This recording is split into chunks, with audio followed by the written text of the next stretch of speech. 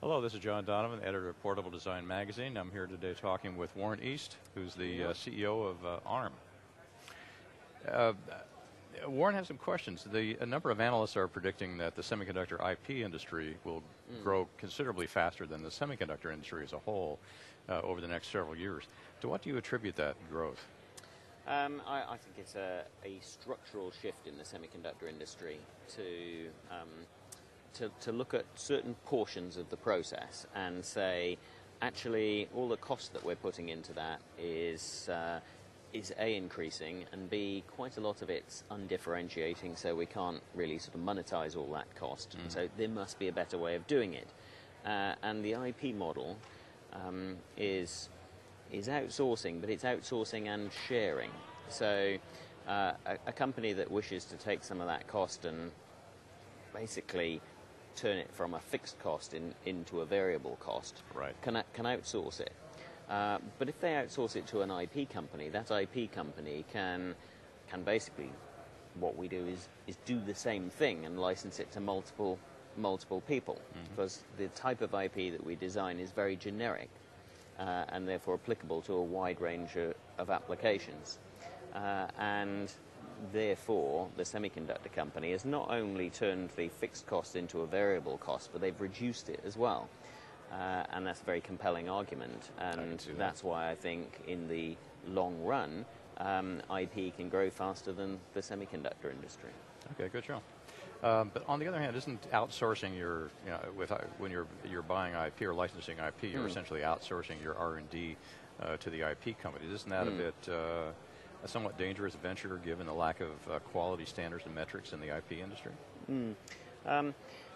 I think, as with outsourcing anything, you have to be careful about who your partners are. And ARM has a history of outsourcing, and we recognize that we're not going to get customers to come back time and time again unless we're actually performing better than the in-house solutions. And therefore, I think it's up to the IP companies to maintain their quality and up to the semiconductor companies to select their IP partners carefully.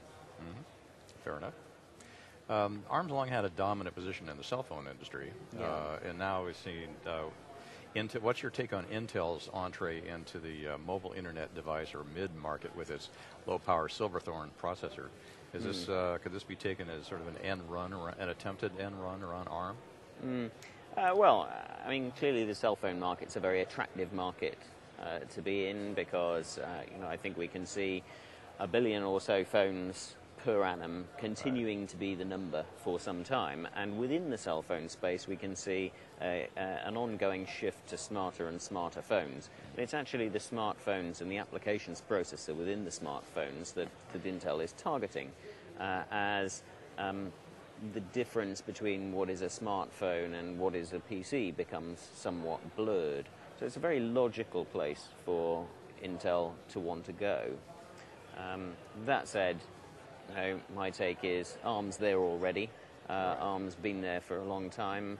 ARM has a collection of semiconductor partners with years of experience at putting together low-power system-on-chip devices at the right sort of price point for these products. And so I would say this, wouldn't I? I think Intel has an uphill struggle. I think that's fair enough, too. But that leads me to my next question. Is it possible that internet-enabled smartphones wouldn't improve fast enough that mobile internet devices will be a market that don't really take off? I think it's all in the definition of what is a smartphone and what is a mobile internet device. I mean, something like a year or so ago, the launch of the Apple iPhone made a big difference to the smartphone world. However, I've seen that referred to as essentially a mobile internet device. And what is a mobile internet device? And at the end of the day, I think what we're really talking about is something that offers one the functionality that you get with a PC in terms of interacting with the internet, but with the battery life and convenience of a mobile phone, so that you can certainly put it in a pocket. Right. But then there are many consumers out there hundreds of millions of smartphones sold every year. I'm sure within all those consumers, there's a lot of different choices being made about what sort of product suits you, what sort of product suits me, and so on. And the market's probably big enough for what we might want to call smartphones or what we might want to call mobile internet devices. Okay, so they might well coexist, and you'll buy one or the other depending on just what your what your particular taste is. Okay, good. Exactly. Let's talk about fabless semiconductor industry for a little bit.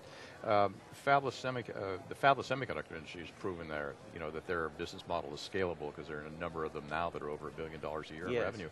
Is the semiconductor IP business model similarly scalable? I think it can certainly scale. As I said a moment or two ago, I think the IP industry will grow faster than the overall semiconductor industry. But no, I don't think it has the same scale as a fabless semiconductor company. And that's because what we're actually doing with IP is very different. The particular slice of the overall value chain that the semiconductor IP supplier is targeting is a much smaller slice. Right. And needs to be to make the IP model work. Back to the business about it being something which is generic. And therefore, by definition, there's a lot of non-generic stuff on the system-on-chip device, which is application-specific, which is customer-specific and differentiating. That's what the fabless semiconductor company does. They're taking a bigger slice of the value chain, therefore that business model is more scalable. Okay, that makes sense. Tell me what you think the future of the semiconductor IP industry is over the next few years. How do you see it changing? Well, we're in a fortunate position as ARM, because we see in the sort of electronic product area a big shift going on where more and more of the functionality is moving from dedicated hardware into software. Right. And therefore, the type of IP that we supply, which is all centered around the ARM microprocessor, is a good place for us to be. So I can see a lot of inbuilt structural growth for ARM over the next 5 to 10 years. Now, notwithstanding economic cycles, notwithstanding cycles within the semiconductor industry, that growth will, assuming that we execute correctly, that growth will happen. Other trends going on in the IP space, I can see non-microprocessor type of semiconductor IP evolving. People have looked for mixed signal IP for many years. And there are a collection of companies out there that are starting to make headway in that. Right now it's a bit early to develop scale in that, I think, because there's still a lot of case-by-case customization work to do in mixed signal. But as the number of semiconductor processes that are out there reduces, as the cost of wafer fabs increases and so on, then an opportunity will emerge for that type of IP. Okay, good. And finally, what's your vision for ARM, say 5 years out? Well, we want to benefit from that structural growth opportunity that I talked about, and so ARM's vision is to be at the center of all things digital, and have consumers like you and I going into shops and not being able to buy electronic products without them being based on ARM's low power technology. So that's where we're going.